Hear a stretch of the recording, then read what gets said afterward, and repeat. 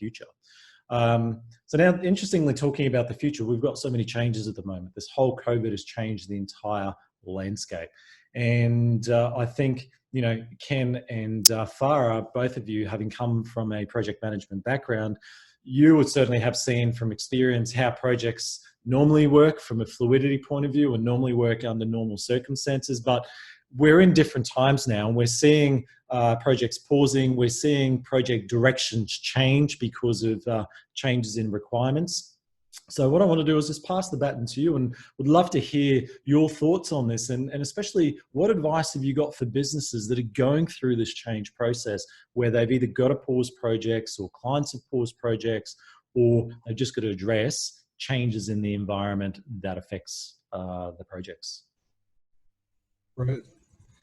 Farah, can I start out a little bit? Is that all right? Yes. What I'd like to do is use your framework, Peter, in which you said now is the time for looking at reflection, then strategizing and planning and actioning.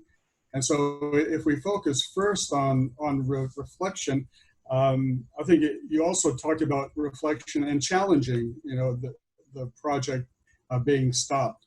So I think it is an opportune time to look at three different parameters or dimensions on that. One is the project's link to the business. Let's reflect on whether that value has changed. I'll talk a little bit more about that. Reflect on the project approach. And increasingly, there's some wonderful alternatives for people to consider, whether it's the waterfall or the agile and Scrum types of approach. And perhaps we can talk about that a little bit. And finally, reflecting on the project conduct. You've had a project that has stopped, and so now is an opportune time to say, to do some self-ratings on that. How good was the scope management? How good was the stakeholder and communication management? How good was the risk management? And how satisfied is the customer? So I think now is a good time for the reflection and challenging as to what the project's link is to the business, the project approach, and the actual project conduct. Does that make sense? Yes, definitely does. Absolutely, Ken. I completely agree with everything that you're saying. I think now is the time, rather than to go into hibernation mode, it's important to take a step back and be very reflective and analytical. A lot of times, as a consultant, you know, you have to sort of play it out with your client. The client may want to just sort of clamp up, become very restrictive because of the uncertainty at these times. So it's important to help them kind of look through and beyond what's happening right now and look at the long-term goals. There may be projects that have got to be put on hold just because the justification doesn't line up with where the business needs to be after this period is over, or even during. There are other projects that may need to get fast-tracked. Like Peter says, we've had these clients that were planning things 6 months down the road. They've got to get fast-tracked because the environment has changed.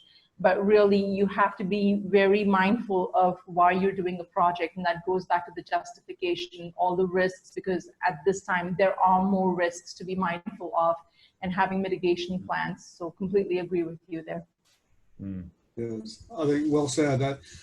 I think on that first element, in terms of the project's linked to the business, some companies do that and organizations do it with a real formal mechanism in terms of as part of their portfolio criteria. But typically, even if it's small small companies, they do it in terms of, oftentimes in terms of business value, effort and cost of the project, and risk. And so some companies I've seen being reluctant because they say, oh, that's too difficult to add the business value to it or realize what the benefits are. But even if one takes it in terms of evaluating a project as, is it high value to the business? Is it medium, or has it become low over time? If one is able to quantify that in terms of the actual benefits, that's great, but you don't even need to go that far. You can just categorize it into the high, medium, low. Similarly, with the effort and cost, one can evaluate it in terms of high, medium, and low. And sometimes it might startle us that maybe things have changed, but when one does that reevaluation, it can result in a different prioritization within that portfolio.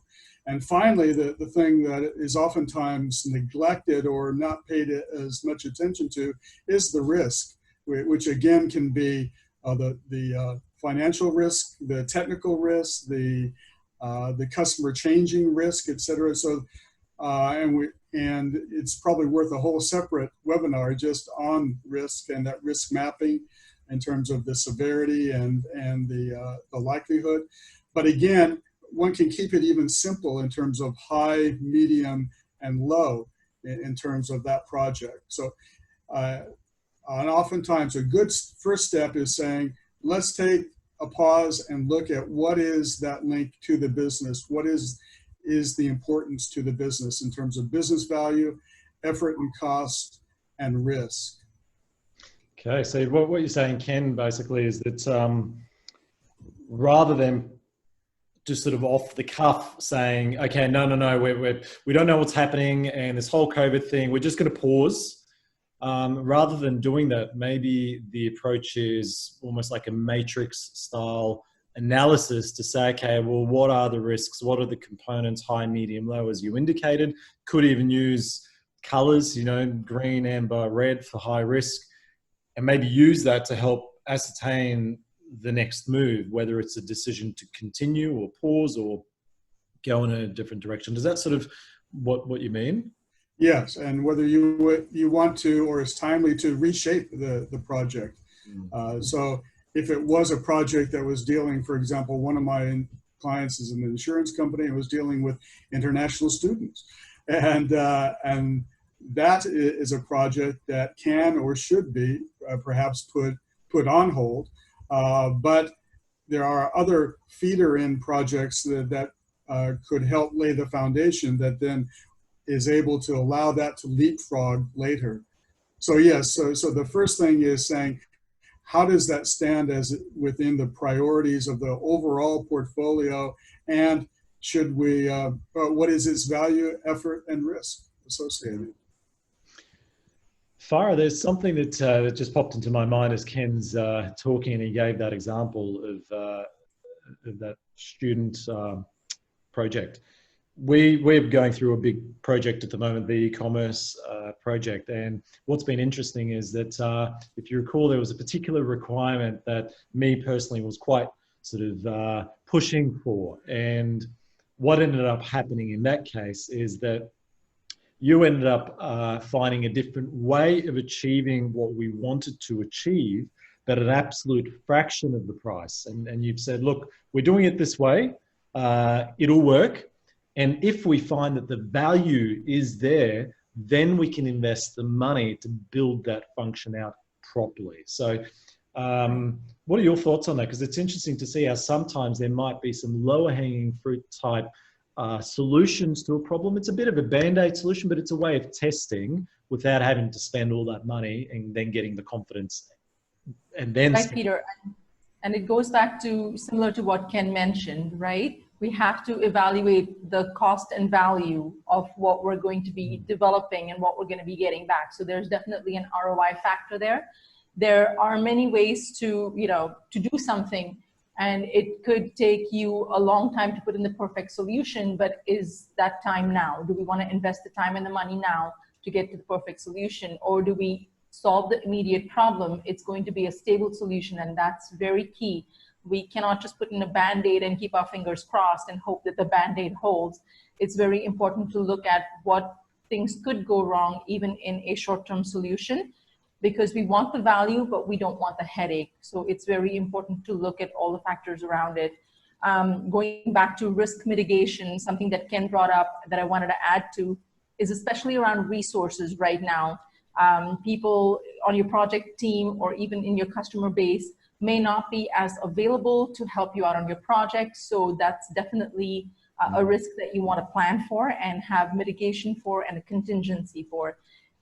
It's important that you have backup plans in place, because the last thing that you want is you're hoping everything goes well, the project gets derailed because you didn't plan for something as simple as resource availability. And that could be technical resources, that could be financial resources, or even human resources. So that's something to keep in mind. And from the technical side, though, we have to think, you know, when you're planning out a project and you get your developer to give you an estimate of hours, he's going to give you an estimate of hours from his point of view, which is the development side.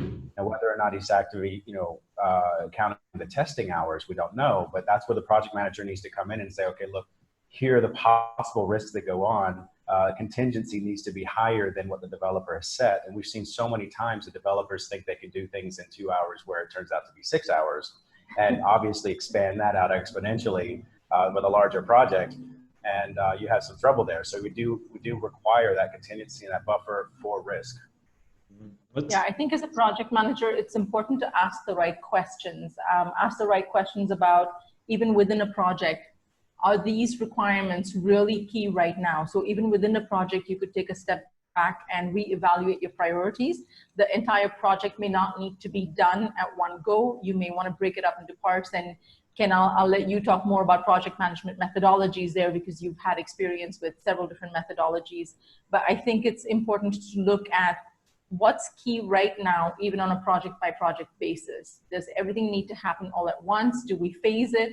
But at the same time, don't skip steps, because people get tempted, even in, you know, a normal scenario, to sort of shortcut certain things, and that can really cost you in the long run.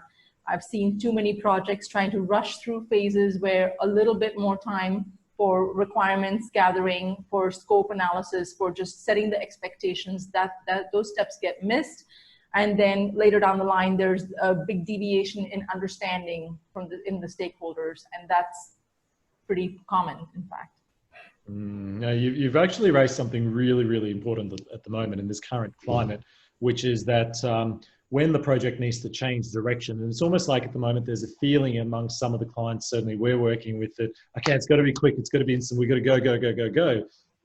But in fact, as you pointed out, and you know, James and Ken, you also alluded to this in terms of a risk point of view, the risk is so high if you rush too fast that you're going to make mistakes. So even when you need to move fast, you might be better off slowing down and going slow initially, and then ramping up once you've got the confidence built in. And that's certainly something that I've learned from working with James and Farah on these various projects and seeing how they operate. And that's definitely critical.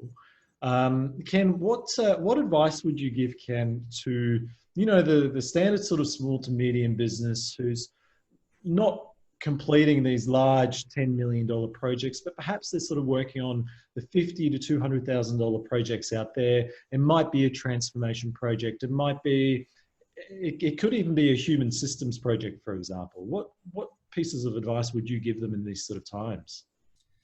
Yeah, I guess, again, going back to your reflection phase, reflecting on the project approach is an important one. So as you mentioned, some of the big companies have big projects and they use then oftentimes a waterfall approach, just as like building a building. But many other smaller organizations have been using Agile and Scrum, and again, that probably deserves its own webinar. But Agile and Scrum basically is saying, let's deliver product and faster and get feedback from the customer whether they like it, and let's break it up into, for example, 2-week segments, and then get the team working really well together. So that Agile Scrum type of model is a very interesting one, and many companies are at all levels are finding a lot of success with it. And some of them are using the terms of Agile and Scrum being like daily meetings, etc. And it's a simple framework, but what it requires is really being disciplined in terms of using it. So small companies could and should probably at this point, in terms of their reflection, again, do a self-rating of them. How well is that project approach working? Or is it timely to be able to relook at that, tighten up in terms of of how the team is working? Do they understand their roles? Do they understand that oftentimes it's not emphasizing documentation, but instead emphasizing the bringing to the table on a daily and weekly basis what are the results of their efforts?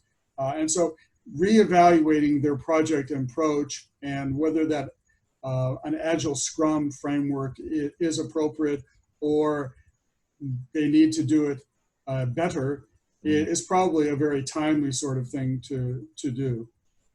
But the other thing I'd add in there, as you were talking, you mentioned just a little bit about the human side of things. And what's important to remember is that every project is managed by the human beings. And we all know that if we have the wrong people on the team, then that can make or break the actual project. The wrong people on the team can ruin the entire project. We can have the best plans in place, but they can cause problems. And that's where, things like, and Chris, you often talk about the things like KSA analysis and looking at skills matrices and understanding who you've got on the team. And that's where that plays a critical role, because if you've got the wrong people managing the project, there's a high chance that it's just not going to work as effectively. Yeah. And sorry, Pete. That's all right. It is. It's quite intriguing to actually go into companies once you've done your KSAs and you do a little bit of stock standard behavioural science. You start to initially you're astounded by what you find. But I think I mentioned this morning in the webinar that I often find, a combination of left brain people managing right brain team managers. It's never going to work. You've got two distinct sorts of people. You've got 4 brain quadrants, and if you're trying to get somebody that's very, very detailed and left brain, that person is trying to manage creatives, for instance. It's like putting an accountant in charge of an advertising agency. The creative in an advertising agency is disastrous. So a lot of projects come undone that way. And it's been my experience. I've worked with very, very, very large corporates, global corporates. And it's been my experience that the processes that these people bring to bear, and Ken, mentioned Scrums, I call it, work in progress, whatever you want to call it. Those meetings processes that you put together to sort of enable your team and to engage your team are really critical. And I find them just completely missing in Australia almost. In the SME market, as part of process and change management, I try and get team leaders to run those scrums every single morning, 5 or 10 minutes, get the team engaged, make sure it's all happening. And it's a very simple, basic process, but it's missing. And without it, you just don't get a functioning team. You arrive at the mountaintop and look around and you're on your own up there is what happens. And the other thing, when Ken was just then talking about risk, there is so much science available to us now. Game theory is a new thing, and people go, what's a game theorist? Well, a game theorist is effectively someone that thinks through projects as if they're chess games. They're largely used in the sort of martial and politico environment, where should I invest that should I send an army into, to run a coup in that country? Should I do this? Should I do that? And game theorists sit down and manage these projects out and say, if you do that, this will happen. If you do this, that will happen. And managing teams effectively, the tools and things that Ken's talking about are all available to us. But it comes down to your point, Pete, is that if people aren't engaged that are running these projects, then you really are struggling. It's all uphill from there. For me, it's all about getting them engaged. And then the projects run forward. Yeah. So, sorry. I can give one quick example of a telecommunications company here in the Gold Coast, and a couple of months ago, I went in and did some initial interviews, and each of them, it was only a small back office team of about 10 people of sales and marketing and developers, etc.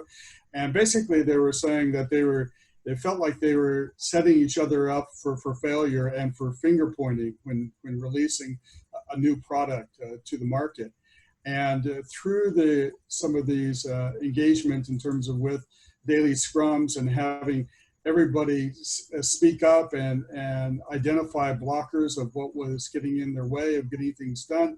It really got them, as you were saying, Chris, engaged and working together, and they came away with a feeling of support with each other. And very interestingly, the kind of the nerdy data business analyst that never said anything, he came out with some of the fantastic contributions and suggestions.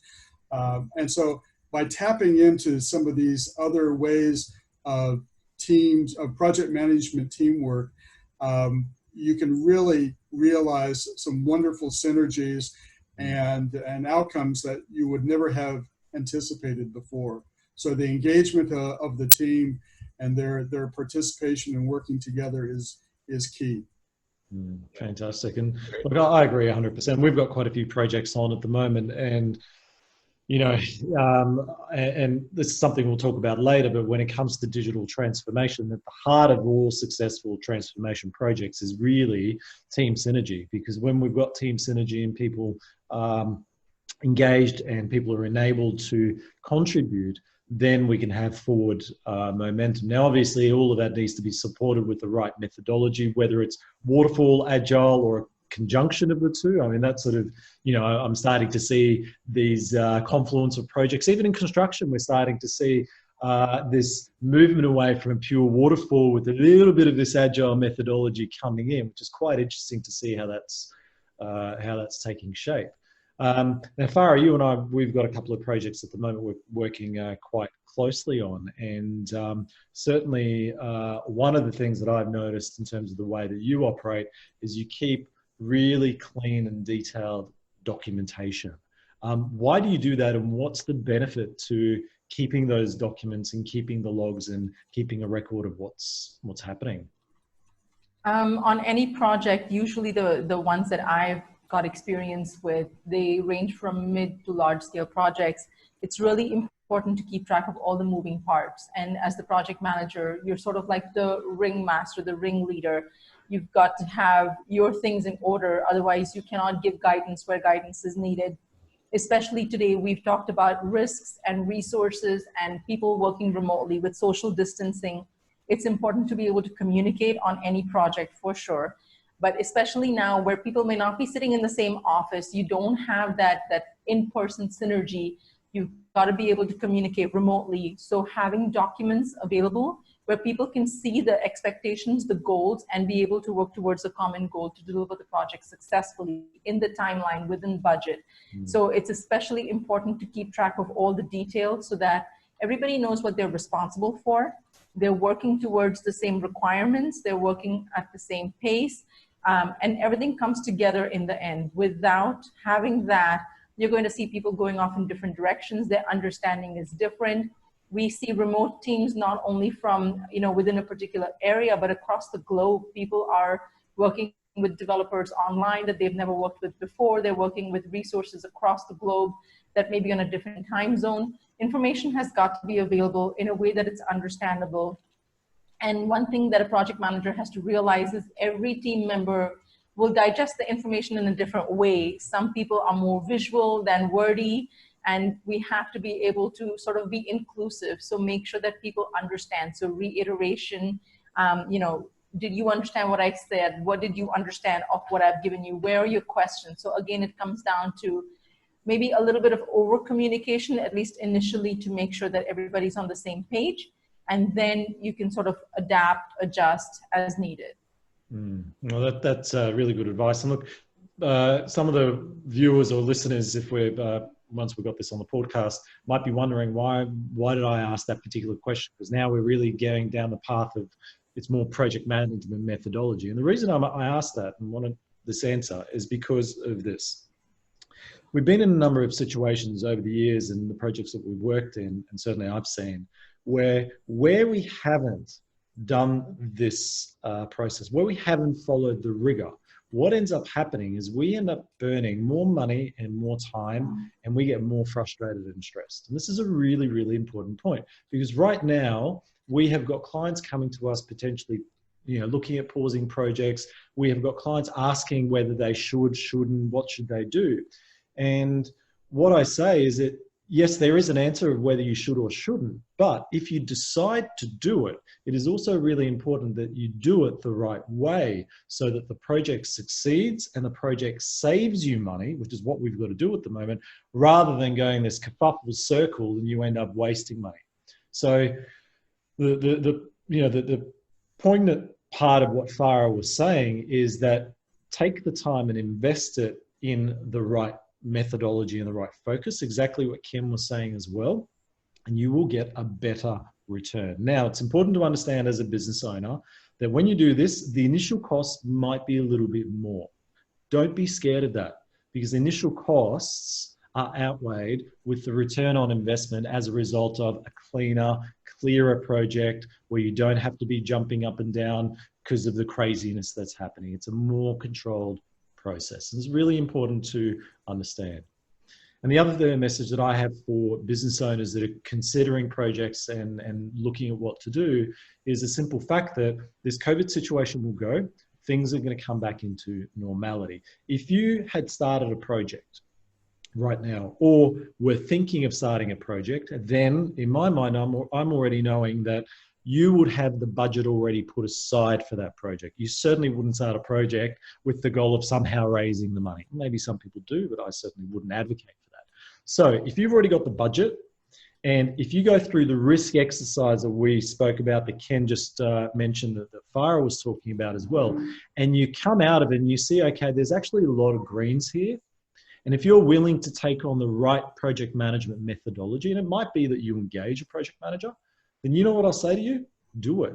Don't stop the project because of some COVID thing may or may not impact something. If you've already got it, got the money, and you've put the thought in place, and you can justify your reasonings logically, I personally don't see a reason why a project shouldn't move forward. I mean, what are your thoughts? I think similarly that now is a time to reflect and relook at your, one of the key documents within a project is the project charter. And oftentimes that lays out who are the real stakeholders, the mapping of what is their influence, and also informs what types of communication strategies and plans you need to have with those folks. So oftentimes it's not the technical issues that stop projects, it's really the change and people issues and the stakeholders. The clearer you are with that stakeholder mapping of who's important, how often do they need to be communicated with? Is that on a weekly basis? Is that on a bi-weekly basis? Is it monthly, et cetera? Then that helps to provide a foundation of good success, whether you're pausing it now and then picking up later, or whether you're explaining why this project has been halted. And oftentimes that communication of how it's been reshaped and redesigned is very, very important. Mm-hmm. Yeah, I think if you've done good risk analysis, and you should be able to make a fairly good value judgment on what the landscape's going to look like at the other end when the project reaches fruition, and that's, I think, really critical. Somebody's already said it, but it's a critical thing. I mean, you know, we're assuming here that the funding's in place and that the opportunity is there, and the only reason the project might have been halted or called question is because of COVID, which will go, it'll be gone. And provided that we have a full understanding of the landscape at the other end, then I agree with you, Peter. I see absolutely no other reason, you know, to cease projects of that nature. In fact, I see lots of reasons to push ahead with them. Oh, exactly. And I mean, that's why we're seeing some of our projects, you know, like James, we're working on one particular project at the moment, which is, you know, taking a little bit of a different direction, and things are being brought forward. And that's fantastic, because the client will get a much better outcome much quicker. And the changes in terms of the COVID situation has actually forced the organization to accept change quicker. You know, and the acceptance of change is part of project management, part of transformation. You can't do it without that. That's part of business. Say that again, sorry? It's part of business. I mean, I don't understand how somebody can run a business and not expect change or accept it, you know? Right. I think that's really important, because COVID is just the latest thing. I think if you don't have a business continuity plan, then you're going to be facing this over and over again. You're just not seeing the writing on the wall. I think it's really important to sort of take a step back and look at what should you be doing, not what you shouldn't be doing. What should you be doing to make sure that you're prepared for what's coming up, what's coming around the corner. And there may be projects that you decide that you want to take on, create the funding for. If you have the justification, get a project started to make sure that your business can continue, not just in the future, but what can you do right now to make sure you survive the storm? Big time. But what's fascinating, though, out of all of this, is as we're sort of having this discussion, I'm thinking to myself, James, you're 100% right. But the number of times, and Chris, you and I have worked on several client engagements now where it just isn't there. Sometimes it's the analogy of I'll rent an office, I'll put up the open sign, and there's a lot more to it, isn't there? And so this is where what we're attempting to do with these sort of webinars and the communication pieces is to educate people to say, hey, listen, there's actually a little bit more to business than turning the closed sign to open. And it's really important to understand that as a business owner. And the whole thing around change is the sad reality is the number of business owners that I've spoken to over the years who engage me because they just want to do something different, because things aren't working. And when you dig deep, the reality becomes quite clear that it's actually the person in front of the mirror that's causing the problem, because they're putting the block up, because the way they've been doing it for 15, 20, 10, 30 years is the way they want to continue doing it, when in fact things have changed and the acceptance hasn't been there from a change point of view. And of course things don't work. Yeah.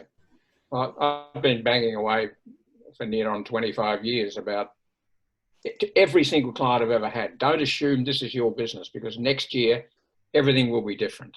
And I mean, Albert Einstein said a few fairly smart things, but one of the best things he ever said was, nothing happens until something moves. In other words, if nothing moves, nothing's going to change. And I'm stunned. My whole business, ethic really is to make sure a client's company is constantly for sale and is in perfectly good saleable condition. I'm not concerned whether he wants to sell or she wants to sell. I just want to see that business functioning at its absolute best. That means assuming that next year is going to be a lot different than this year. An acceptance of change and changing landscapes and technology, that's an extrapolating curve right now. And James just made a really interesting point that gets me into trouble in a lot of client meetings. I get angry. I go, why do you think you can start a business and just leave it sit there without reviewing constantly and strategizing and getting into the process of understanding what's happening in the world around you? Those widgets, they're last year's widgets. Can we consider what next year's widgets might look like, and then 5 years beyond that? So yeah, I get very, very upset and passionate about that. So I think we'll do another webinar on that one at some point. But look, I think we've probably delved into this topic deep enough without getting overtly technical with project management. Just a final thing I'd like, if Ken and Farah, so Ken, if you can just give us your final sort of minutes thoughts on this topic. Would love to hear. Yeah, my takeaways from this for the audience is now is the time to take an opportunity to reflect on the project's business value, on the project approach, and you have choices there between waterfall and agile Scrum and others, and the project conduct. Are you pleased, and are your customers pleased with what they've seen of that project? And so the other takeaway is that stakeholder management is key, and especially with the project sponsor and people that you're working with. So with that, there's oftentimes an opportunity not to pause a project, but to remold it and to get a more motivated team out of it.